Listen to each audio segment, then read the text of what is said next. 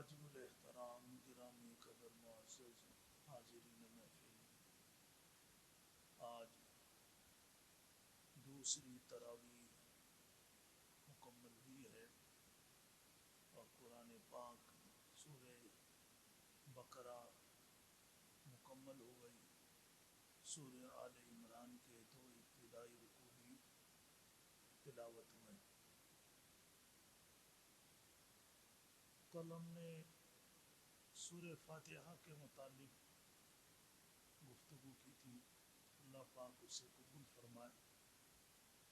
آج یہ سورہ بقرہ کی آیت نمبر 8، جس میں اللہ نے ارشاد فرمایا وَمِنَ النَّاسِ مَن يَقُولُ آمَنَّا بِاللَّهِ وَبِالْيَوْمِ الْآخِرِ وَمَا هُمْ بِمُؤْمِنِينَ۔ تو ہے کہ کچھ لوگ ایسے ہیں جو کہتے ہیں کہ ہم اللہ پر اور قیامت کے دن پر ایمان لائے۔ اللہ نے فرمایا وَمَا هُمْ بِمُؤْمِنِينَ، حقیقت یہ ہے کہ وہ ایمان لانے والے نہیں، یعنی وہ کہتے تو ہیں کہ ہم اللہ پر آخرت پر ایمان لائے، لیکن اللہ نے فرمایا کہ ان کا ایمان اللہ کی بارگاہ میں قابل قبول نہیں۔ یہ باتیں بڑی توجہ طلب ہے کہ قرآن پاک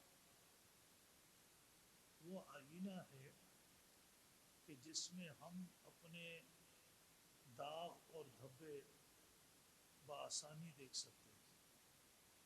کوئی اور ہمیں بتائے تو شاید ہم نہ مانیں کہ قرآن پاک تو اللہ کی کتاب ہے، اللہ تو ہمارے ظاہر اور باطن کو جانتا ہے، اور یہ بھی ہمارا یقین ہے کہ یہ صرف انہی لوگوں کے لیے نہیں تھا کہ جو حضور اکرم صلی اللہ علیہ وسلم کے مبارک زمانے میں موجود تھے، بلکہ قرآن پاک قیامت تک آنے والے انسانوں کے لیے رہنمائی ہے۔ تو وہ دیکھیں کہ اللہ نے خود ارشاد فرمایا کہ کچھ لوگ ہیں جو کہتے ہیں کہ ہم ایمان لائے اللہ پر اور آخرت پر، لیکن اللہ نے فرمایا ان کا ایمان قبول نہیں۔ وجہ کیا ہے؟ ان کا ایمان کیوں رد ہوا، قبول کیوں نہیں ہوا؟ وجہ جاننے کی ضرورت ہے۔ نمبر 1، یخادعون اللہ والذین آمنوا، ان کا ایمان اس لیے قبول نہیں کہ یہ اللہ کو اور ایمان والوں کو دھوکہ دیتے ہیں۔ اللہ کو تو کوئی دھوکہ دے ہی نہیں سکتا، لیکن یہاں پر اللہ نے فرمایا یہ اللہ کو بھی دھوکہ دیتے ہیں، ایمان والوں کو بھی دھوکہ دیتے ہیں۔ اب اللہ کو کیسے دھوکہ دیتے ہیں؟ علماء نے لکھا ہے کہ اللہ کو تو حقیقت میں کوئی دھوکہ نہیں دے سکتا، لیکن کسی مسلمان کو دھوکہ دینا یہ ایسا ہے جیسے وہ بندہ اللہ کو دھوکہ دے رہا۔ لیکن اللہ نے یہ بھی بات ارشاد فرمائی کہ وَمَا يَخْدَعُونَ إِلَّا أَنفُسَهُمْ وَمَا يَشْعُرُونَ، کہ یہ دھوکہ یہ دے رہے ہیں، دینے کی کوشش کر رہے ہیں، اس کا وبال اور اس کا نقصان خود انہیں اٹھانا پڑے گا۔ آج انہیں اس بات کا احساس اور شعور نہیں ہے کہ ہم کسی کو دھوکہ دیں، جھوٹ بولیں، فراڈ کریں، تو اس فراڈ کا، اس دھوکے کا ٹھیک ہے وقتی طور پر اس بندے کو بھی نقصان ہو سکتا ہے جس کو دینے کی کوشش کی جا رہی ہے، لیکن اس کا اصل وبال اور اصل نقصان ان لوگوں کا ہوگا جو دھوکہ دیتے ہیں۔ نمبر 2، فی قلوبہم مرض، ان کے دلوں میں ایک بیماری ہے۔ یہ بیماری کون سی ہے؟ قرآن نے بتایا کہ یہ نفاق کی بیماری ہے، کہ دل میں کچھ اور تھا، زبان پر اظہار کچھ اور کرتے تھے۔ اب لوگوں سے تو چھپا سکتے تھے کیونکہ لوگوں کو تو کسی کا دل نظر نہیں آتا، اللہ سے تو نہیں چھپایا جا سکتا۔ دیکھیں انہ علیم بذات الصدور، وہ تو دلوں کے رازوں کو جاننے والا ہے۔ جب انہوں نے اپنے اس دل کی بیماری کا علاج نہیں کیا تو فزادہم اللہ مرضا، تو اللہ نے ان کی اس بیماری کو بڑھا دیا، اللہ کی ناراضگی بڑھی، بیماری بڑھ گئی، جس کے نتیجے میں وَلَهُمْ عَذَابٌ عَلِيمٌ، ان کے لیے دردناک عذاب ہوگا۔ تو آپ دیکھتے رہیں، ایک وجہ ایمان نہ قبول ہونے کی کہ دھوکہ دیتے ہیں، دوسری وجہ ان کے دلوں میں کچھ اور، زبان پہ کچھ اور، تیسری وجہ بما کانوا یکذبون، جھوٹ بولتے ہیں، چوتھی وجہ قرآن نے بتائی وَإِذَا قِيلَ لَهُمْ لَا تُفْسِدُوا فِي الْأَرْضِ، یہ زمین میں فساد مچاتے ہیں، تو فسادی آدمی کا ایمان قبول نہیں۔ اسی طریقے سے آگے وَإِذَا قِيلَ لَهُمْ آمِنُوا كَمَا آمَنَ النَّاسُ، جب ان سے کہا جاتا ہے کہ میاں اپنے ایمان میں اخلاص پیدا کرو، جیسے یہ اور نبی کریم صلی اللہ علیہ وسلم کے حلقہ رسالت میں بیٹھنے والے آپ کے جانثار صحابہ ہیں، اس طرح اپنے ایمان کو نکھارو، تو یہ صحابہ کا مذاق اڑاتے ہیں۔ کیا کہتے ہیں؟ قالوا انؤمن کما آمن السفہاء، کہتے ہیں یہ تو بیوقوف لوگ، یہ تو بیوقوف لوگ، وہ حضور اکرم صلی اللہ علیہ وسلم کے قدموں میں بیٹھ رہے ہیں، آپ سے رہنمائی حاصل کر رہے ہیں، آپ کی باتوں پر اپنا دنیا کا نقصان کر جاتے ہیں۔ تو اللہ نے فرمایا صحابہ کو بیوقوف کہتے ہیں، یہ ان کے ایمان کے قبول نہ ہونے کی وجوہات قرآن کریم نے بیان کی، یہ دھوکہ دیتے ہیں، جھوٹ بولتے ہیں، زمین میں فساد کرتے ہیں، اور جو صحیح دیندار لوگ ہیں، دین پر عمل بھی کرتے ہیں، دین کو پھیلاتے بھی ہیں، ان کا مذاق اڑاتے ہیں۔ ان خرابیوں کے ہوتے ہوئے اللہ نے فرمایا ان کا ایمان کیسے قبول ہو سکتا، اس لیے فرمایا ان کا ایمان قبول نہیں۔ کہ حضور اکرم صلی اللہ علیہ وسلم کے زمانے آپ نے منافق کی جو 4 نشانیاں بیان کی، تو اس میں کیا فرمایا؟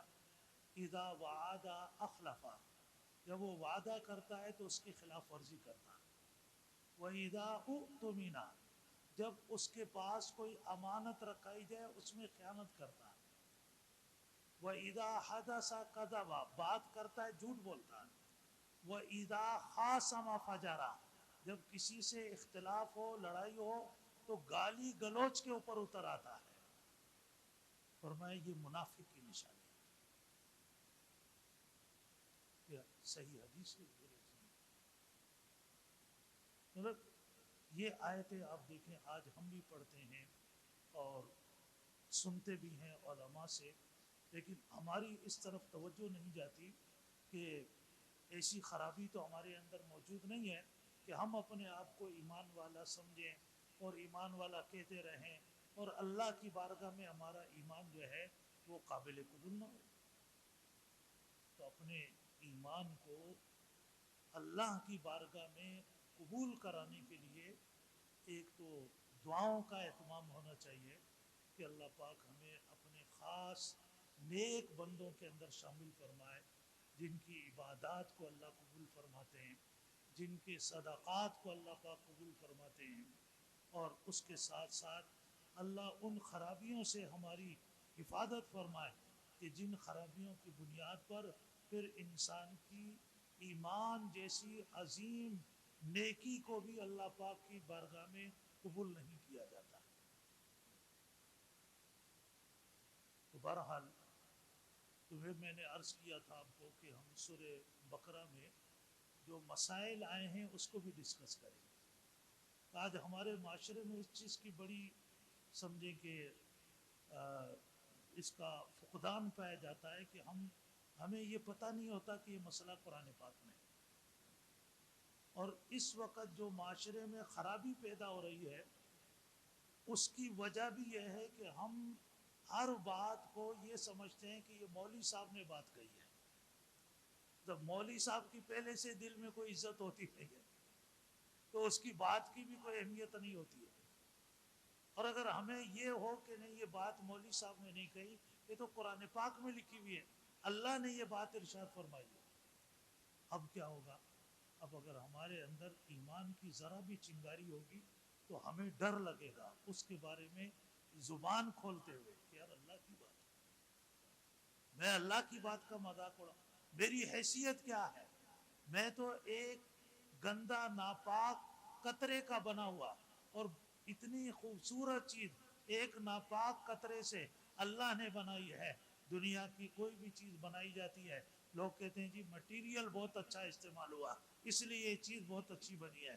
اللہ فرما رہے ہیں کہ انسان تیرا مٹیریل انتہائی گندا ہے لیکن بنانے والا انتہائی اعلیٰ ہے، اس نے انتہائی حقیر گندے مٹیریل سے اتنی خوبصورت چیز بنائی. ہمیں اللہ نے پیدا کیا تو ہماری کیا حیثیت ہے ہم اللہ کے کسی حکم کا مذاق اڑائیں؟ دیکھیے سورہ بقرہ کے اندر آپ حضرات ابھی پڑھ رہے تھے، بہت سے احکامات آئے، اس میں ایک حکم میں آپ کو سناتا ہوں کہ فرمایا والذین یتوفون منکم ویذرون ازواجا، جو مرد فوت ہو جائے اور ان کی بیوی رہ جائے تو اللہ نے فرمایا کہ اسے کیا کرنا ہوگا؟ والذین یتوفون منکم ویذرون ازواجا یتربصن بانفسہن اربعۃ اشہر وعشرا، یہ بیوی اپنے شوہر کے مرنے کے بعد 4 مہینے 10 دن اپنے گھر میں رہے گی، گھر میں رہے گی. اس کو کیا بولتے ہیں؟ ہماری زبان میں اس کو عدت بولتے ہیں. 4 مہینے 10 دن. اب یہ حکم مولوی صاحب کا نہیں ہے، یہ اللہ کا ہے.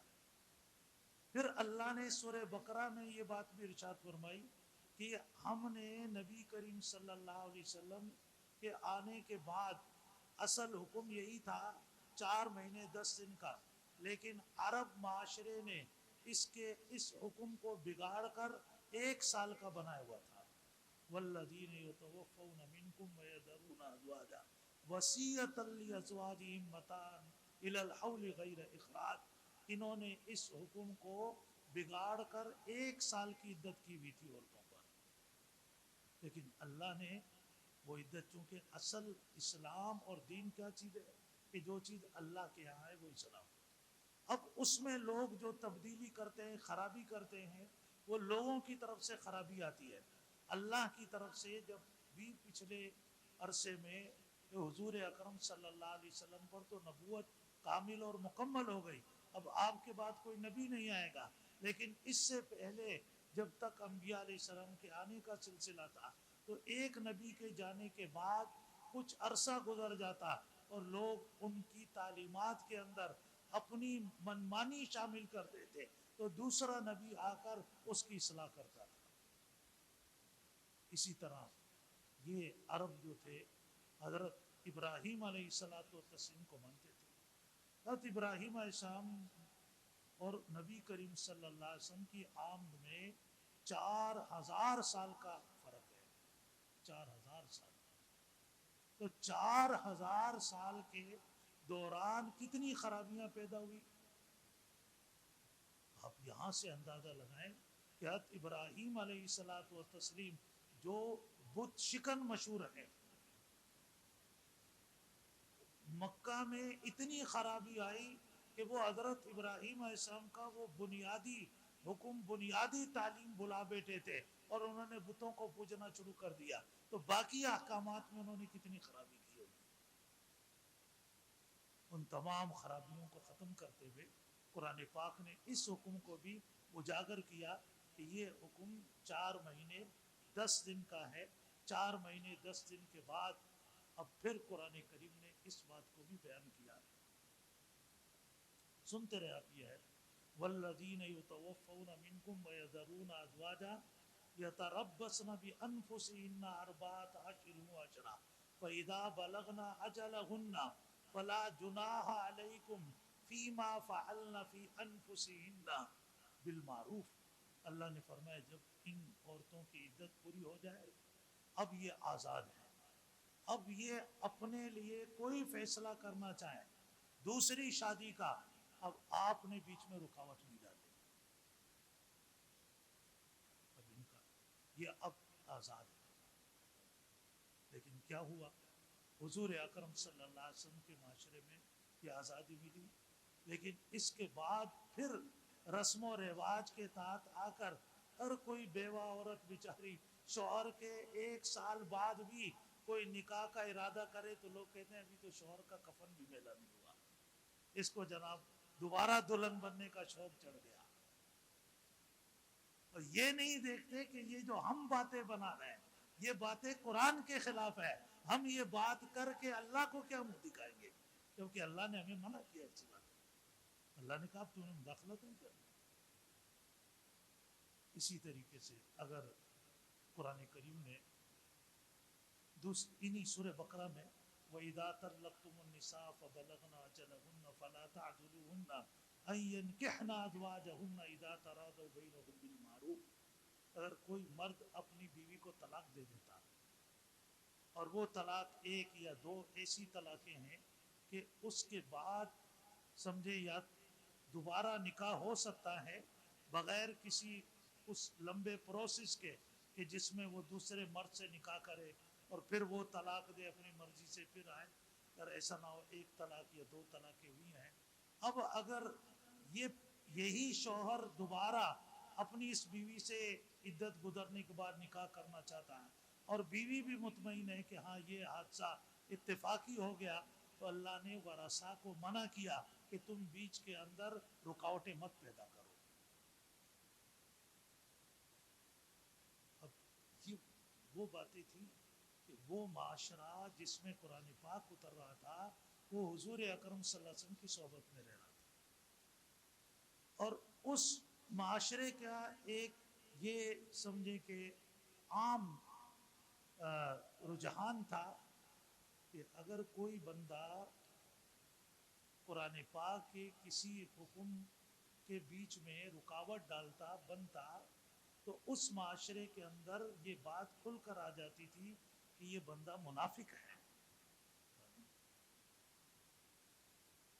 اب تک کوئی ایسا مسئلہ آیا نہیں تھا تو یہ نمازیں بھی پڑھ رہا تھا، مسجد میں بھی آ رہا تھا، بیٹھا ہوا تھا، لیکن اب جب ایک مسئلہ کھل کے قرآن کا آیا اور یہ مخالفت کر رہا ہے تو اس کا مطلب یہ کہ یہ دل سے مسلمان تھا ہی نہیں.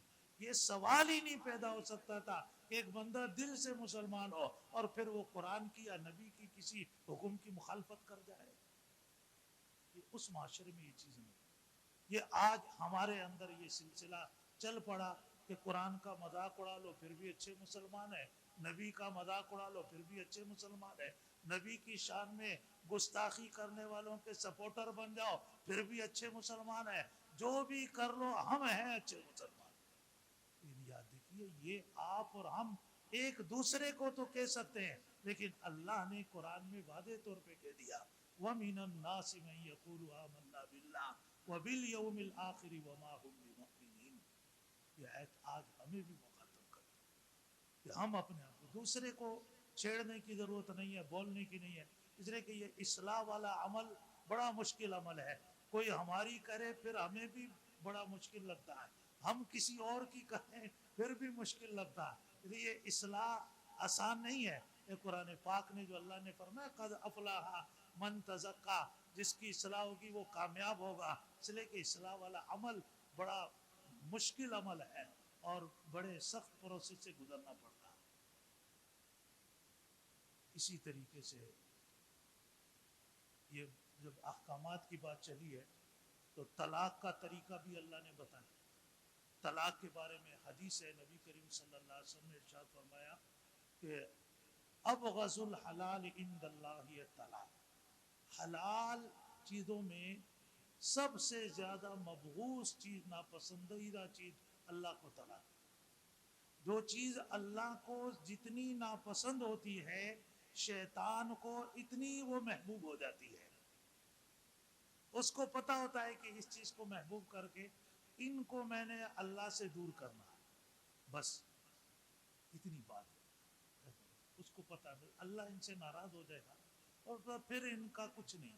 پھر یہ سونے کے نوالے بھی کھائیں تو پھر بھی یہ خسارے میں ہیں، اور اللہ ان سے راضی ہو تو پھر یہ پیٹ پر پتھر بھی باندھے تو یہ کامیاب ہے. یہ بات آج ہمیں نہیں سمجھ میں آ رہی، شیطان کو یہ بات سمجھ میں آئی ہوئی ہے. تو وہ ہمیں اللہ کی نظروں میں گرانے کے لیے ہمیں اللہ کی باتوں میں اختلاف، یہ چیزیں. تو میں عرض کر رہا تھا کہ طلاق کا طریقہ بھی قرآن کریم نے ہمیں بتایا، جو بتایا کہ جب طلاق دینے لگیں تو ایک دم 3 طلاقیں نہ دیں. اللہ نے اس کو شروع کیا 2 سے، الطلاق مرتان، کہ طلاق 2 مرتبہ. اور پھر حدیث میں آپ صلی اللہ علیہ وسلم نے اس کی وضاحت کی کہ طلاق کا سب سے بہتر طریقہ یہ کہ ایک دی جائے، ایک دے کر بس بالکل چھوڑ دیں، ختم کر دیں. اب اس میں کیا، قرآن نے سورہ طلاق باقاعدہ قرآن پاک میں 28ویں سپارے میں ایک سورت ہے جس کا نام ہے سورۃ الطلاق.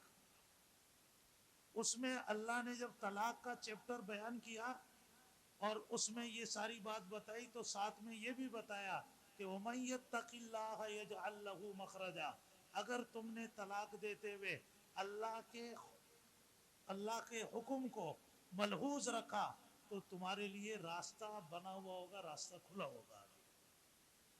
اگر اللہ کے حکم کو ملحوظ نہیں رکھا تو آگے پھر راستہ بند ہو جائے. اور پھر ایک بات ہمیں یہ سمجھائے گی کہ جیسے نکاح اللہ کا حکم ہے، طلاق بھی اللہ کا حکم ہے. عام طور پہ لوگ کہتے ہیں جی وہ جب طلاق ہو جائے کہتے ہیں جی ہماری بیٹی پہ داغ لگ گیا. داغ واغ کوئی نہیں ہے، اب اس کا جائز طریقے سے نکاح ہوا تھا، ایک جائز طریقے سے نکاح ہوا، اس کو آپ داغ کیوں کہہ رہے ہیں؟ جیسے نکاح اللہ کا حکم تھا، جب تک اللہ کا حکم تھا وہ اس کے نکاح میں رہی، جب اللہ کا حکم ختم ہو گیا وہ طلاق ہو گئی. یہ تو اللہ کی. اب دیکھیں ہم اپنے آپ کو مسلمان کہتے ہیں تو ہمارے ایمان میں مفصلات میں کیا چیز ہے؟ والقدر خیرہ وشرہ من اللہ تعالی. ہماری تقدیر میں کوئی اچھی بات لکھی ہوئی ہے وہ بھی اللہ کی طرف سے ہے، اور ہماری تقدیر میں کوئی ایسی بات جو ہمیں ناگوار گزرتی ہے. اللہ کے ہاں کوئی شر نہیں ہے، وہ شر ہمارے اعتبار سے ہوتا ہے کہ ہمیں کوئی چیز ناگوار گزرے ہم اسے شر سمجھتے ہیں، کوئی چیز ہمیں پسند آ جائے ہم اس کو خیر سمجھتے ہیں. اللہ کے یہ تمام فیصلے جس میں اللہ کے بندوں کے لیے خیر ہی خیر اللہ نے رکھی ہے، صرف بندوں کا ایک امتحان رکھا ہے کہ وہ جو ان کی مرضی کے مطابق ہو اسے بھی اللہ کا حکم سمجھ کے ایکسپٹ کر لے، جو ان کی مرضی کے مطابق نہیں ہے اسے بھی اللہ کا حکم سمجھ کے قبول کر لے. یہ ہمارا امتحان ہے، تو بھی اللہ کا حکم ہے. تو بہرحال عدت کی بات بھی آپ کے سامنے آئی. پھر عدت میں جس طرح قرآن کریم نے سورہ بقرہ کے اندر تو صرف ان خواتین کی اس حوالے سے خاتون کا شوہر فوت ہو جائے یا طلاق ہو جائے، طلاق کی عدت قرآن نے بیان کی. فرمایا والمطلقات یتربصن بانفسہن ثلاثۃ قروء، یہ قرآن سورہ بقرہ کی ہے کہ مطلقات عورتیں جو ہے جن کو طلاق ہوگی، شوہر طلاق دے گا، ان کی عدت 3 حیض قرآن کریم نے رکھی ہے. اور پھر اس میں قرآن کریم نے یہ بھی تعلیم دی کہ طلاق کا قرآن نے جو طریقہ بتایا ہے وہ 2 طلاق اور حدیث میں 1 طلاق سے، یہ طلاق رجعی کہلاتی ہے. اس میں رجوع کا آپشن ہوتا ہے کہ شوہر رجوع کر سکتا ہے، تو وہاں پھر آپشن دیا تو فرمایا اگر وہ رجوع کرنا چاہے تو اس کا حق زیادہ ہے، وہ اس کے اندر رجوع کرے. اور رجوع کرنے کے لیے اللہ نے پھر مرد کو یہ تعلیم دی ہے کہ رجوع کرتے وقت گھر کو نبھانے کی، آباد کرنے کی نیت ہو. یہ نہ ہو کہ آج رجوع کرے کل پھر طلاق دے اور اس سے پھر اس عورت کی عدت بڑھا کر اسے تکلیف پہنچائے. فرمائے یہ تو تم میرے احکامات کا مذاق اڑاؤ گے، خبردار کہ تم اللہ کے احکامات کا مذاق اڑاؤ. کتنی تفصیل سے اللہ نے ان چیزوں کو بیان کیا. اور اس میں سمجھیں کہ آپ اگر اس پہلو سے اس کو دیکھیں کہ اس معاشرے میں جو قرآن اتر رہا تھا زمانہ جاہلیت میں عورت کو کس طریقے سے تکلیف پہنچائی جاتی تھی، اللہ پاک نے اس کی تمام تکلیفیں دور کی اور اس کو باقاعدہ اتنا فرمایا کہ وَلَهُنَّ مِثْلُ الَّذِي عَلَيْهِنَّ، فرمایا کہ خواتین کا بھی، بیویوں کا بھی شوہر پر وہی حق ہے جو شوہر کا بیوی پر حق ہے. لیکن فرمایا ایک درجہ ہم نے شوہر کا بڑھا دیا ہے. وہ ایک درجہ علماء نے لکھا اس لیے بڑھایا تاکہ گھر کے بہت سے ایسے مسائل بھی آ جاتے ہیں جو باہمی مشاورت سے حل نہیں ہوتے، تو وہاں شوہر کا ایک درجہ بڑھا دیا گیا تاکہ آخری بات اس کی ہو، جو وہ کہے پھر اس کے مطابق عمل ہو جائے، اور وہ گھر میں آنے والا مسئلہ وہ ہماری پاکستانیوں پاکستان کی عدالتوں والا مسئلہ نہ بن جائے کہ لوگ قبروں میں چلے جائیں اور ان کو انصاف نہ مل سکے. انصاف فراہم کرنے کے لیے اللہ نے شوہر کا ایک درجہ بڑھا دیا اور سب گھر کے افراد کو پابند کر دیا کہ اب وہ اس کی بات مانتے ہیں. اللہ پاک ہمیں سمجھنے کے عمل کی توفیق نصیب فرمائے. 20 رکعت تراویح پڑھنے کے بعد اتنی تھکاوٹ ہو جاتی ہے کہ حقیقت ہے کہ دل تو نہیں مانتا کہ بیٹھیں، لیکن آپ حضرات کی محبت ہے، آپ بیٹھتے ہیں تو میں بھی بیٹھ جاتا ہوں. تو اللہ پاک قبول فرما لے اور اللہ اس کو بھی ہماری نجات کا، ہدایت کا ذریعہ بنائے. پورے معاشرے میں قرآن پاک کا جو حق ہے، اللہ کرے ہم آج مسلمان ہو کر قرآن کو قرآن کا حق نہیں دے رہے، اور پھر چاہتے ہیں کہ جی وہ قرآن خوانی ہو اور برکتیں ہو جائے. جب قرآن کا حق تو ہم دے نہیں رہے. قرآن کا حق بالادستی ہے. ہمارے ایوانوں میں قرآن کی بالادستی ہو، ہمارے عدالتوں میں قرآن پاک کی بالادستی ہو. آج ہمارے جج، معاف کرنا تو بات سخت کے جب ہمارے ججوں کو اتنی بات تو سمجھ میں آتی ہے کہ یہ پارک کی جگہ پر مسجد بنی ہے، اس مسجد کو گرا دو. اور یہ نہیں سمجھ میں آتا کہ یہ ملک اللہ اور اس کے رسول کے نام پہ بنا. ان عدالتوں میں انگریز کا قانون ہے، اس کو اکھاڑ کے باہر پھینک دیں. یہ ان کو نہیں سمجھ میں آتا، یا ان کی عقل بند ہے. کیوں؟ یہ ان کی پیٹ کا مسئلہ. تو اللہ کرے کہ ہمیں وہ باتیں سمجھ میں آئے جو حق اور سچ ہے. تو کل کو مرنے کے بعد ہم قرآن کو قرآن کا حق دیں گے، تو کل جیسے ہماری آنکھ بند ہوگی، یہ قرآن ایک خوبصورت نوجوان کی شکل میں ہماری خدمت کے لیے کھڑا ہوگا. جب تک ہمیں جنت میں نہیں پہنچائے گا یہ آرام سے نہیں بیٹھے گا. تو اللہ کرے ہمارا قرآن کے ساتھ مخلصانہ تعلق قائم ہو جائے، اور اللہ ہمیں اس پہ عمل کی اور سمجھنے کی توفیق نصیب فرمائے. وآخر دعوانا